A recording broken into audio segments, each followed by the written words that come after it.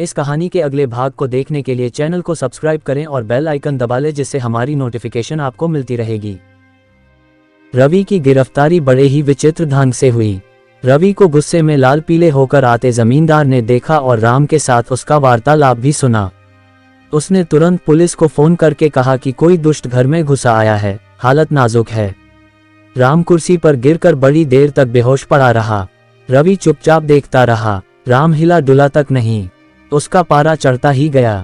Hall में आकर चारों ओर दृष्टि दौड़ाई, कोई दिखाई न पड़ा। घड़ी में 9 बज गए। रवि को लक्ष्मी के विवाह की याद आई।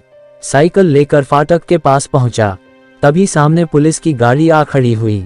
भौंकों की आवाज सुनकर जमींदार नीचे उतर आए।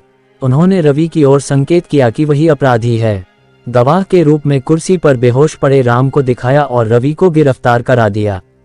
पुलिस उसे थाने में ले गई। रवि के गिरफ्तार होते ही जमींदार विजय की खुशी में हंसने लगा और मल्लैया को साइकिल के साथ यह समाचार धर्मैया को देने भेज दिया। राम ने अपनी मां के हाथ से पानी लेकर पिया और कुर्सी पर जा बैठा। क्या चोट आ गई? जमींदार ने पूछा। राम कुर्सी से उठते हुए बोला, नहीं। उसने चारपाई पर लेटने का प्रयास करते हुए पूछा, रवि कहाँ है? क्यों? जमींदार ने प्रश्न किया। कुछ नहीं, उससे क्षमा मांगना चाहता हूँ। राम चारपाई पर लेट गया। रवि की गिरफ्तारी का समाचार पाकर धर्मैया हतप्रभ हो गया। उसने उसी दिन जो चारपाई पकड़ी तो फिर उठने का नाम न लिया। ज्वर की तीव्रता में वह बार बार विवाह की बातें बड़बड़ाता रहा। तीसरे दिन वैद्य ने धर्मैया की परीक्षा करके घोषित किया कि वह सन्निपात से पीड़ित है। शांतम्मा आपाद मस्तक कांप उठी। उसने अपने पति के मुंह से इस ज्वर की भयंकरता के बारे में कई बार सुना था। उसे दुखी देखकर वैद्य ने सांत्वना के शब्दों में समझाया, मैं कुछ गोलियां भेज देता हूँ।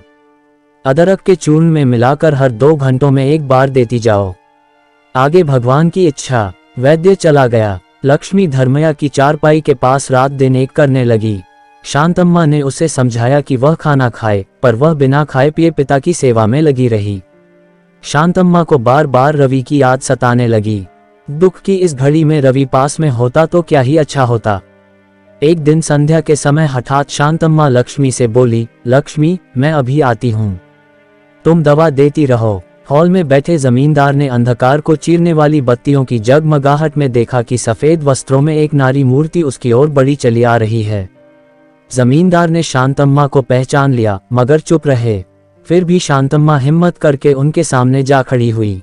आप यहाँ किस लिए आई? जमींदार ने पूछा। शांतम्मा ने प्रश्न किया, मेरे रवि को गिरफ्तार कराने का क्या कारण है? क्योंकि उसने अपराध किया था, जमींदार ने कहा। शांतम्मा ने फिर पूछा, कौन सा अपराध? ये बात सरकार को बताई जाएगी, जमींदार ने कहा। मां होकर क्या मैं सुन नहीं सकती? जमींदार ने हंसकर कहा, अगर रवि के पिता होते तो मैं उनको बता देता। मैं आपसे एक याचना करने आई हूँ। क्या? जमींदार ने व्यंग्य किया। लक्ष्मी की शादी रुक गई है, शांतम्मा ने कहा। ये बात जमींदार को उसी रात मालूम हो गई थी।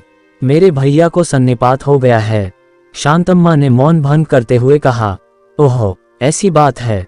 लक्ष्मी की हालत भी खराब है। क्यों? जमींदार के इस सवाल पर शांतम्मा को क्रोध आया, पर अपने पर नियंत्रण करते हुए बोली, उस दिन से बेचारी ने खाना नहीं खाया। तो मैं क्या कर सकता हूँ?